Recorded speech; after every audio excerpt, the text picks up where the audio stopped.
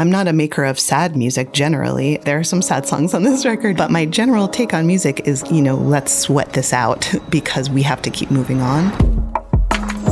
This is a deeper listen from listener-powered KEXP. It's the show where we talk with musicians about the thoughts and the experiences that shape their music.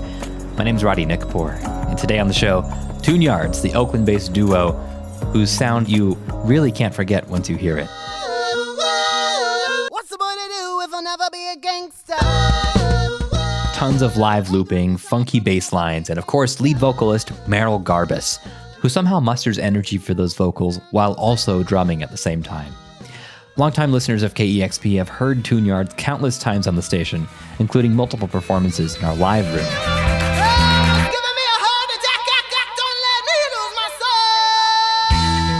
Now, Tune Yards has gone from heart attack to heartbreak on their new album, Better Dreaming. It came out a few weeks ago on 4AD Records.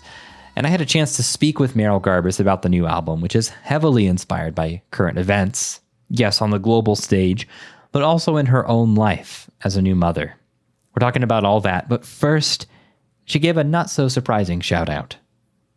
Most notably to me, you've written the theme music and cues for the New Yorker Radio Hour. Yes.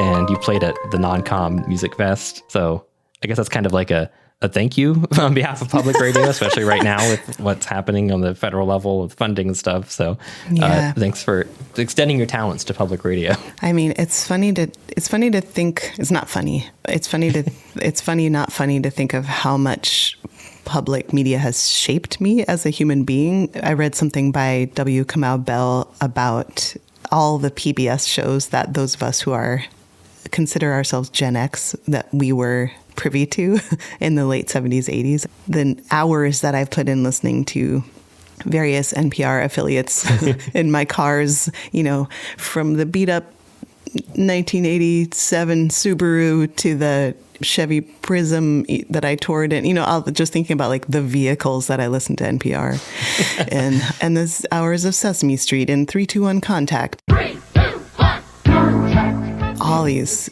just so Mr. Rogers, like so shaped by public media. There's nothing good about what's happening with public media now, but I will say, at the very least, if there is a silver lining, it's coming to understand the true value of it, Yeah, preach. I should put you on our fund drive right now, because that's what we're all trying to say right now. Is like it's always going to be there because people are going to make sure it is, and I truly believe that. Before we get into the album, just real quick too, because you've been in Oakland since 2009, and that's a good amount of time, I guess. And I guess I'm wondering how the place itself has shaped you as a person, but also your music. Well, Oakland's been a huge, huge part of Tune Yards, and it's interesting because from Who Kill on, it was 2011. I lived in Oakland for 2 years, and already there were things that I encountered here about cities in general, and about race, and about class, and about what I'm still learning a lot about, how, like, where Oakland fits into the story of the world right now, and the story of American cities right now. Yeah. I'm still learning what I started to learn then, and what immediately became part of the music. So I wrote Doorstep off of Who Kill, for instance, in the wake of Oscar Grant's killing by BART police here.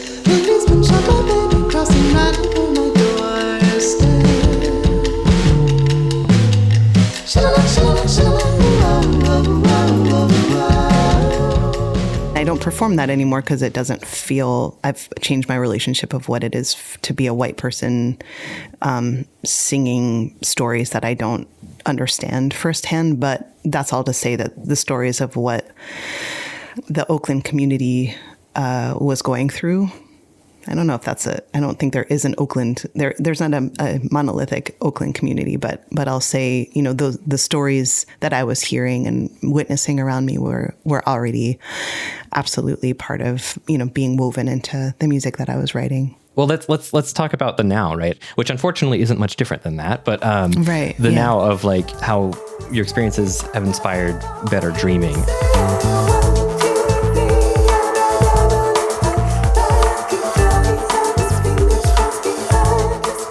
it's rooted in a catharsis and like a need to dance and sweat out something that's been pent up. And you just really want people to like get out of their heads a little bit and onto the dance floor. Yeah. I mean, you said, talking about that album, it's impossible to talk about anything without putting it in the context of the world right now. So maybe just to start, like, and some of these things might be obvious to most people, but can you, in your own words, outline specific current events that formed the context of this album? Yeah. Well, where to begin? Sorry. Let's see. So no. So how do I begin this? The joy of growing older as a human being, I'm finding, is to kind of understand how there are stories whose through lines have been going on since way before I was born and continue. And so, for months before Trump was reelected, we saw the horrors of this anti-trans legislation throughout the country. And so when the words, "How big is the rainbow?" poured out of my mouth one day, it was relevant then and now is more relevant. Heartbreak came out of the multiple genocides going on around the world: Gaza, Sudan, Congo.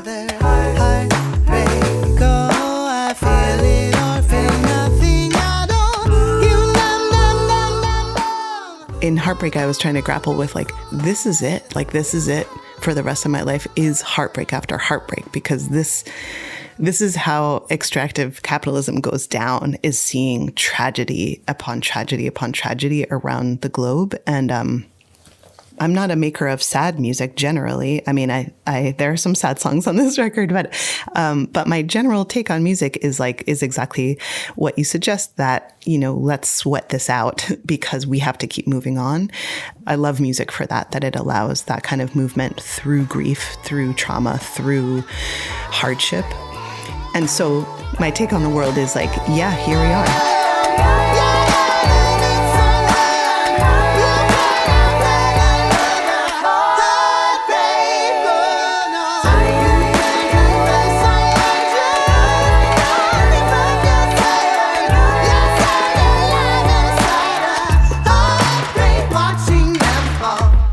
I understand there are many people who, for true fear of their own fate, will need to leave this country. Yeah. And I think that there's like a pretty white upper middle class idea of like, oh, we gotta save ourselves by leaving. And I'm like, where are you going to go? Where are you going? Where are you going to escape the world climate collapse, and where, that there's this idea that there's still a way that we can save ourselves. So with this record, yes, Better Dreaming is asking the question, what do we need to change in ourselves to completely reimagine how we are in the world? Yeah, that's a beautiful way to put it. And I love the idea. I mean, I like you said earlier, I love, but I don't love that I love. Mm-hmm. But given the circumstances, I love that there's this idea of being heartbroken about something that's not necessarily like a romantic love. This is about the world, right? Heartbreaking for the people whose safety is actually in danger because of policies. And I was reading also that you were going to call this album Fight Fascism with Trash Music. Yeah. But you decided on Better Dreaming. And I think altogether, that's a more optimistic tone. And I think that at some point, that's all you have is hope, right? For myself, I've needed to reframe hope because I feel like if we wait around for hope, like if we wait to feel hope, I think we're lost. I think that not everyone in this world leads with hope or has hope and still finds a way to survive every day and find a reason to keep going. How did I put it to myself the other day? I don't need hope. I need wonder and a will to live. I was like, I don't need hope. I need wonder and a will to live. And the wonder part feels like, I don't know how it's all going to go down and having the humility to say, I don't know. And then the will to live is honestly a hustle like that. I have a kid now and there's a sense of, yep, I got to make a living and protect this kid. And there's a lot of humility in that. The principles that I held in my 20s have I wouldn't say softened, but they've mutated to allow for needing to care for two babies, one dog baby, one human baby. but like being okay with that. I felt like I was kind of waiting around for hope or waiting for other people's hope or blinded by hope. I think in this past election, a lot of people were blinded by hope. Yeah, it just made me be like, what's the use of this?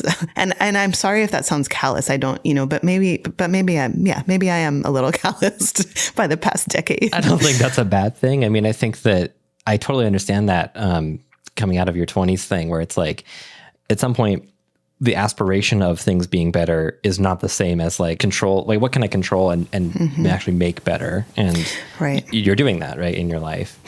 Right. Which I think was, for instance, the song Get Through on the record. Trying to stay high and stay true. You've got to get through.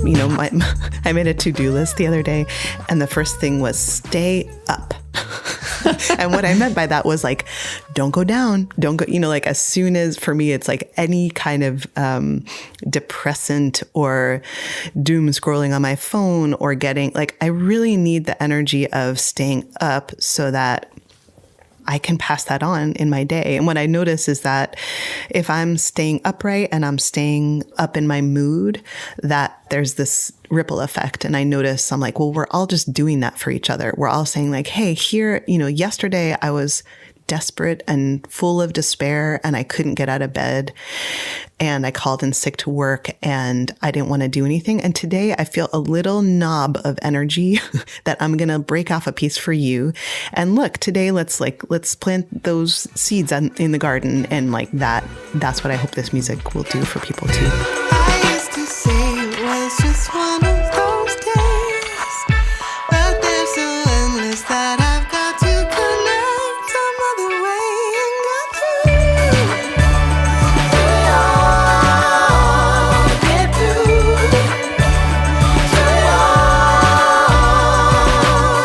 We don't know how we get through, but we do get through. I mean, that's what community is, right? And I think that's something I've learned a lot just through these times is like, even just like my literal neighborhood, like realizing like, oh, the people who live around me are awesome and like care about each other. Yeah. And I think that's like lives our lives online. It's so easy to just like forget that there's people around you who care about you and like, oh my God, you want to help them. And just talking about like raising kids, right? I mean, so my wife and I just had a baby and our regular host, Emily Fox, just had her second baby. And you said you're raising your 3-year-old now, and just kind of this like idea of like being a person who wants to make the world better, not just for yourself, but for these people who are going to inherit the earth, like literally. Yeah. I've noticed too that, I don't know about you, but there is a chaos to parenthood that has been a really incredible teacher to me. I think I think there's a lot of wanting to be a good global citizen. I would say that's where it started for me. And then wanting to be a good white person, and I'm in quotes. Yeah. So when we're talking about community, I think there's a sense that I had of like, yes, so this is what's going to happen. I'm going to move into this neighborhood in Oakland, but I'm going to be a good white person, and I'm not going to resell my house, and I'm going to not be part of gentrification, and I'm going to talk to all my neighbors and smile and say hello, and we're going to form community, and I'm going to invite the Mexican family that lives next door over to our house for barbecues. And like I had this idealism. And I really want to do all those things, don't get me wrong. Mm-hmm. And I have this feeling that it's just so much messier than that. And it doesn't, the chaos of parenthood is like, no, actually what we're going to do today is survive. Like I've had 4 hours of sleep and the neighbor is going to coo in Spanish to my baby as I walk him to the park, because if I don't get out of the house, I'm going to scream and explode. And there's no barbecue for like we're not having a barbecue for 3 years. Yeah. Like that, just this idea of being real about what my capacity is. And then I think there are true connections made because we come to each other in desperation and in weakness, actually. That's a 12-step saying. I think it's weakness, not strength, that brings us together. Yeah. And that I feel like is again, the idea of like being humbled. You know, I've been very humbled by parenthood, that there's no way to do it right. There's no way to just be a good parent. You can be a good enough parent, but you can't really be a good parent. Or at least not all the time. And there's something that just feels, just more real about that, and coming together in the ways that are rooted in honesty about our capacities as small, you know, relatively powerless human beings. It makes me think of your song Swarm a little bit. Turn away from those who hate you. Turn to me, the ones that keep you warm. And it doesn't have to be like this idealized, like, oh, neighbors coming over for barbecue. It's just like, if we're together and like we're surviving, that's a good thing. Yeah. I do think that I've lived long enough to attempt utopian community a couple times, and then to live as a touring musician where I think there's community forged in grueling, I mean, it's not, you know, compared to what, I don't know, but it's grueling work, and it's hard, and it's sleepless, and it's weird because you're going through these like extreme adrenaline highs and then crashes. And I've kind of seen a practical side of community, I think, in that way, where, yeah, like it's in the doing, it's in the actions versus the theorizing about them. And I do think with a song like Swarm, I wanted there to be a song for organizers, basically, and to kind of honor that there's so many people doing this work, and that it is an art form to be an organizer. It is an art form to learn how to organize people, to move people, literally.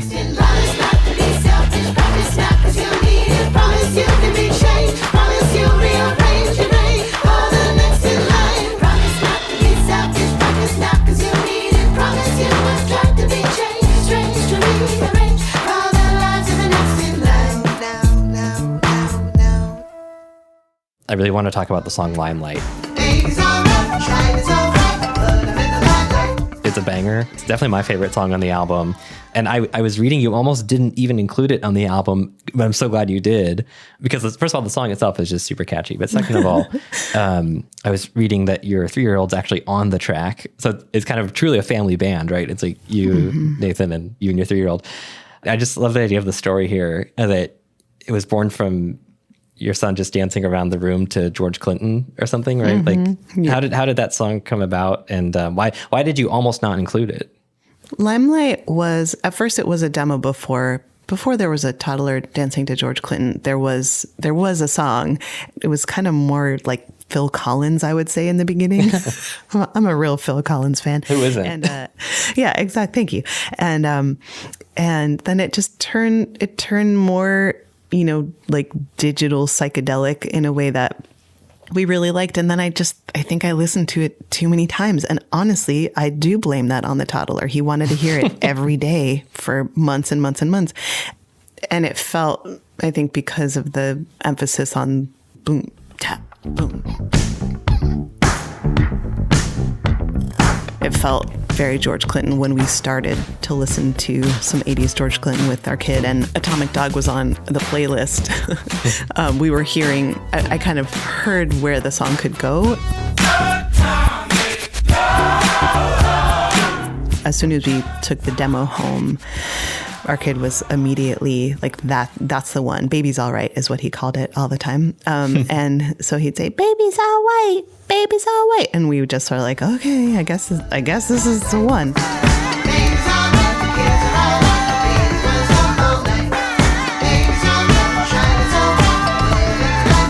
And then I think mostly it's the sense of like, how dare we write a song that say the kids are all right when kids are literally being bombed in Gaza? Like, I couldn't stomach that. If people don't want to hear that right now, they don't need to listen to it. And I thought of particularly the Jewish parents that I know who are marching for Palestine, and thinking of those people. And of course, the Palestinian protester, people who are Arab and who are asking for us to pay attention. But in particular, the people that I wanted to motivate, like, don't sit on your hands right now. We need to all be out there. And as a Jewish parent myself, not that I'm not very close to the religion, but my dad's Jewish. I grew up culturally Jewish. I just felt like it was really important to get us up off our asses, especially because of all the artists being silenced and like funding getting ripped out, not just from the federal government, but like literally because people are speaking up around Gaza. Like, I think because that's happening more and more, I feel very, very, very called to be specific because we can't let that silence us. Yeah. And the line in the song, 7 years till Jubilee.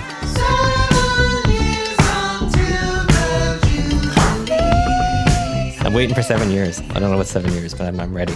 Me too. Yeah. That also was a line, 7 years until the Jubilee, just kind of spilled out in terms of, a lot of times I'm just writing from syllables, but I also feel like there was something about 7 years that felt reasonable. Like, it felt like, yeah, that sounds about right. This is a big old muck that we're in the US right now. And it feels like that is a good amount of time. And also the sense of having a date. Like, what if we could know the future and be like, actually, at this time, all of this amazing change is going to happen. And, mostly Black women are going to take up positions of power in government. And there's going to, like, whatever my dreams were for what 7 years into, like, what a Jubilee will be, and like, loudmouth white boomer men are just going to take a back seat and finally be like, you know what, maybe we should be quiet and retire or whatever it is. That's my dream. Yeah. But just kind of being like, yeah, it's good to dream of it. We all get free, we all get free. Do you see the life you're living? I'm in the red, I know it, I'm in the red. Can you see the life you're living? I'm nervous, but I'm ready. I'm nervous, but I'm ready. Let go of the life you're living. So, let yourself see. The bounty goes on.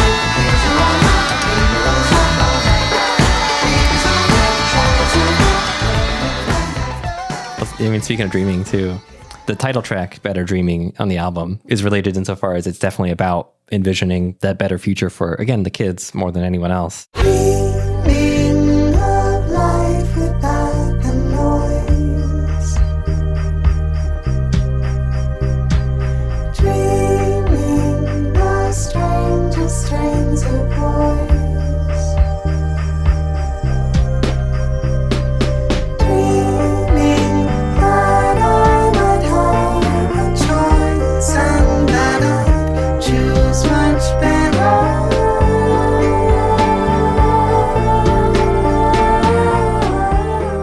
That you were worried with having a kid about losing kind of creative energy, creative momentum, which is something that I know I felt too. I think just kind of this myth or this illusion that like, once you become a parent, like you become boring and all you do is take care of your kid.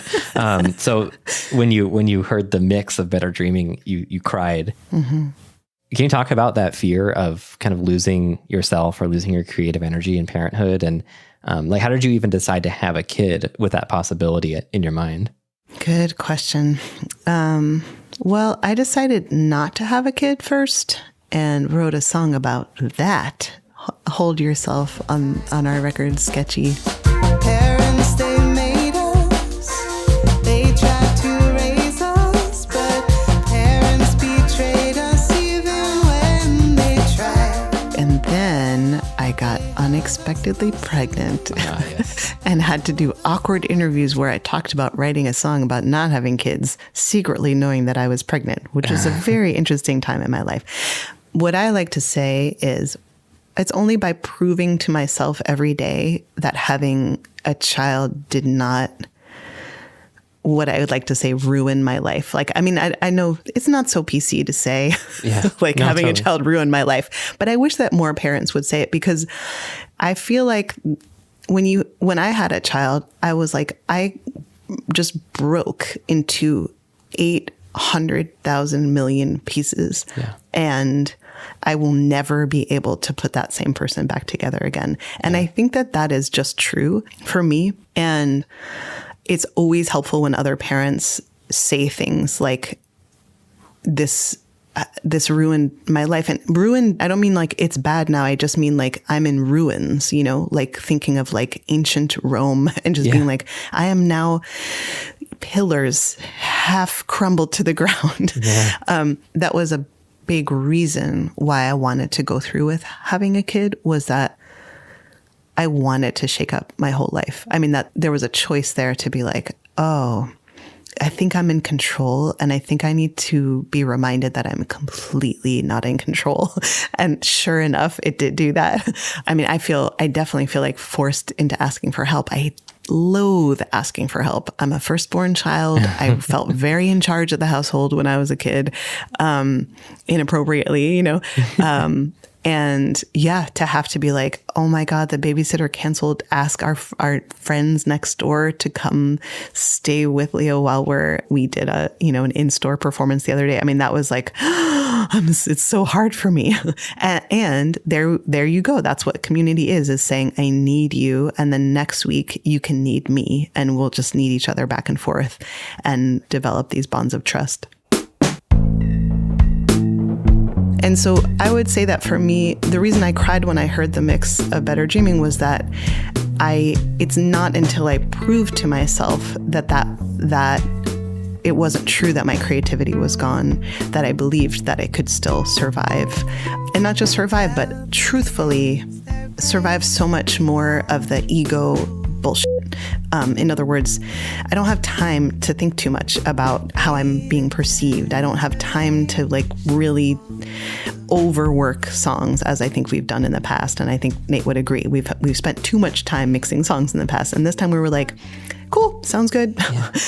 And it turns out that there's been so much clarity that we've gotten from having a kid. But there are many days where I'm like this. I just want to be like, it's too much. It's too much to drop my kid off. We were just on tour with our kid, and he's like, don't play music. Why do you have to go to the show? And I'm like, oh my God, this is so hard, and not sleeping enough, and waking up at 6 a.m. with a kid and then staying up till 1 playing a show. It's not easy. He's going to look back and be like, holy crap. Like, I got to go with my mom on tour because like she's a musician. Like, how cool. I know he's saying right now, like, no, don't go play music. But like, he's going to be so grateful to have had those experiences, I think. I sure hope so. Although there's no telling.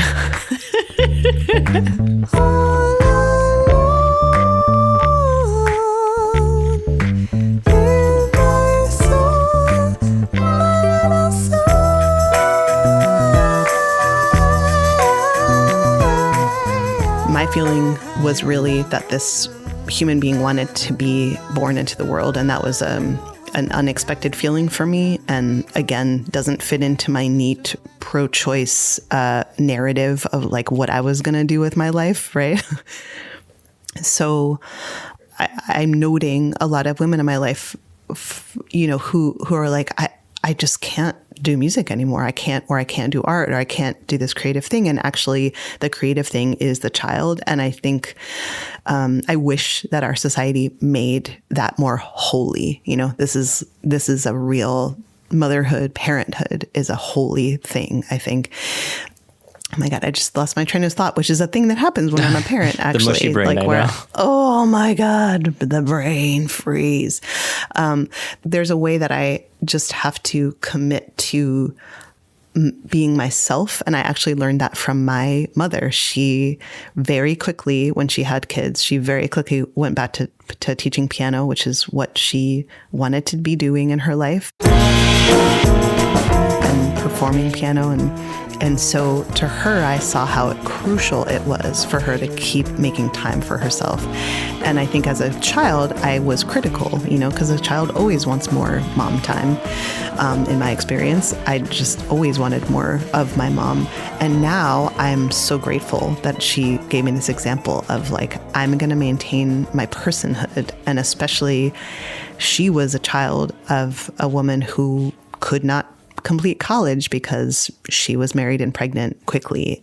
And my grandmother saw her mother raise, I think, 9 children, wow. And have no other life besides that. So in other words, it feels like part of my story that I need to tell, that I need to make my creativity a central part of my life in order to be myself, and therefore for my child to see, even if he doesn't understand his whole life, to make him see that I get to be my thriving full self around him.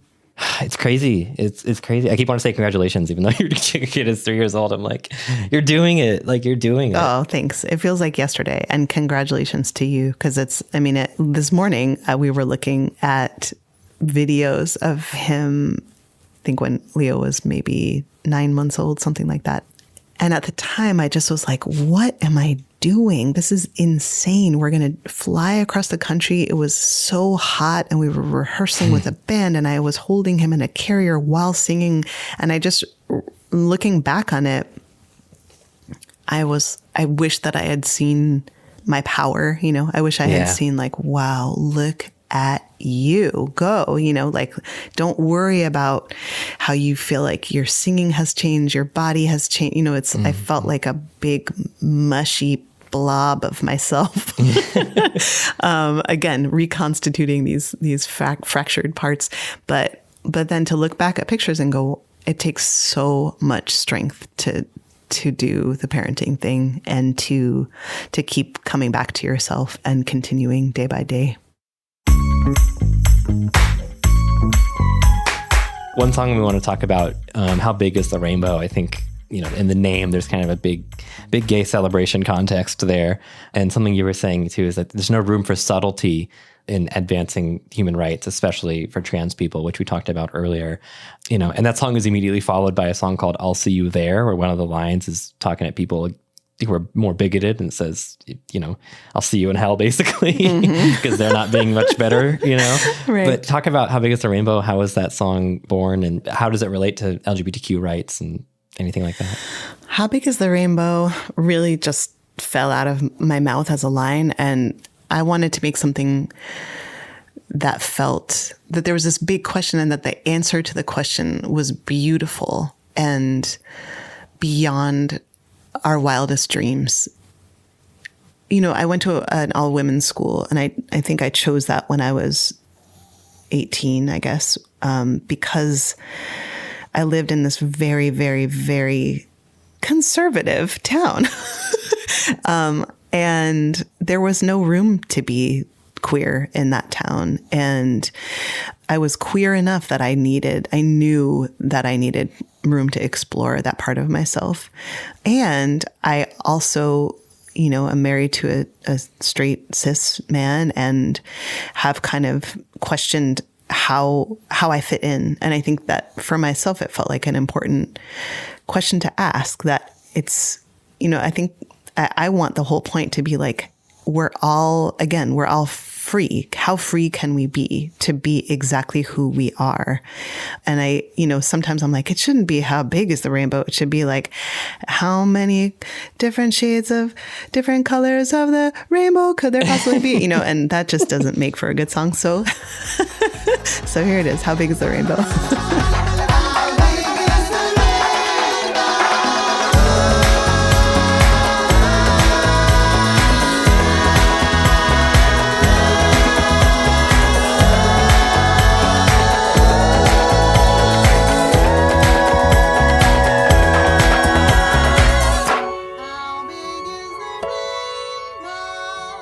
Your closing song is Sanctuary, in which it's kind of a dialogue between you and an actual mural that you see on the way to the studio in Oakland.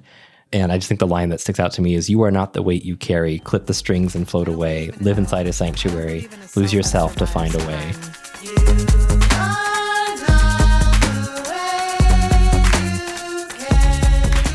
Can you talk about just like closing the album with Sanctuary and what that song is doing? I loved writing Sanctuary, again, because the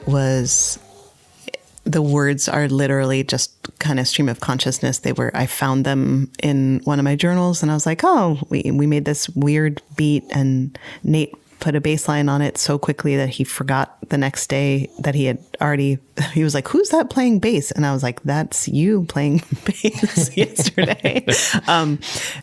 I've been teaching people that live shows those lyrics since the album hasn't been out and we've been playing shows. So I've been teaching them the lyrics and the harmonies, and it just feels really wonderful, I guess, as someone who, spent a lot of time in choirs and at folk camp, singing folk songs with large numbers of people.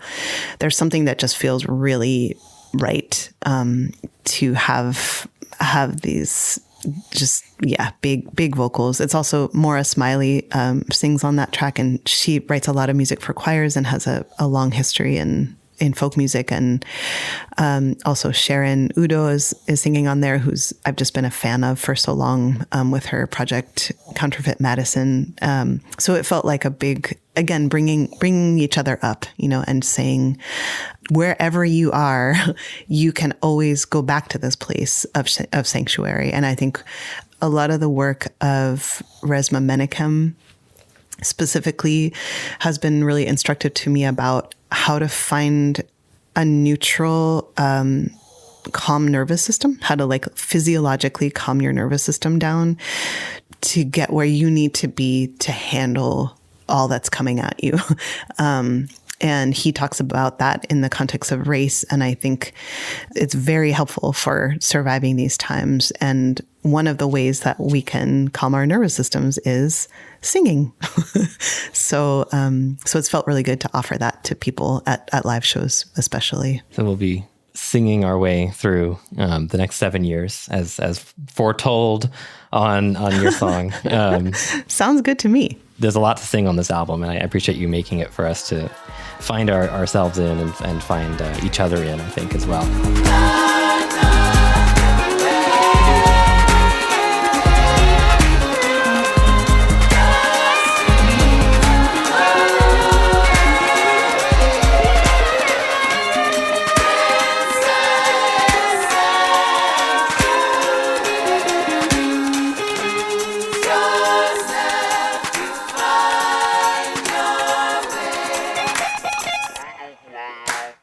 We always end these interviews by asking people, what are you listening to right now that you're really into? I've been getting really into this artist, Pierre Quenders. I've been really loving his most recent record.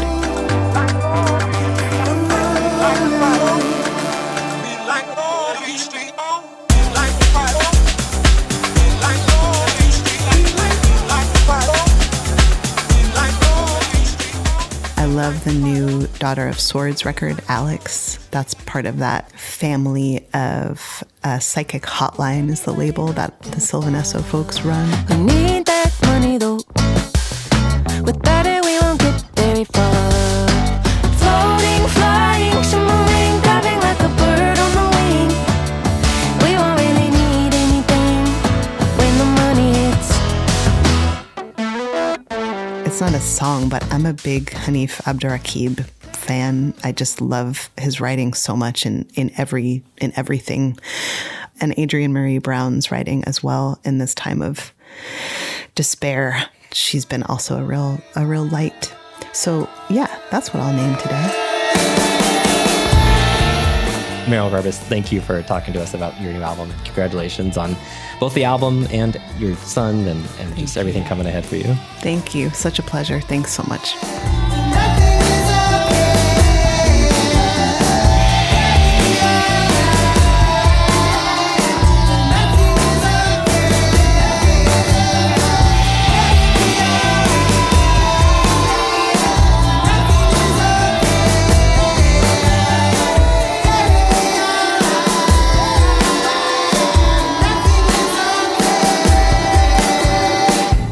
And that was a deeper listen for today. You know the saying, if you hear something, say something. Leave us a review of this podcast. And next time you're looking for conversation at the dinner table, tell your folks about this podcast too.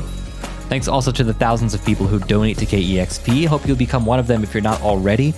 And don't take it from me, take it from Merrill Garbus, who said she would come back and do a fund drive for us. Oh, I mean, call me in. Please donate to the station to keep this show and everything else we do strong amid whatever the future holds. You can become a monthly amplifier at $6 a month at kexp.org/deeper. And thank you so much. Thanks to Emily Fox for making sure that we talked to Tune Yards. who's still on parental leave. We hope that you and your family are doing well. Thanks also to William Myers for mastering this episode. I'm Roddy Nickbor, thanking you for joining us to take a deeper listen.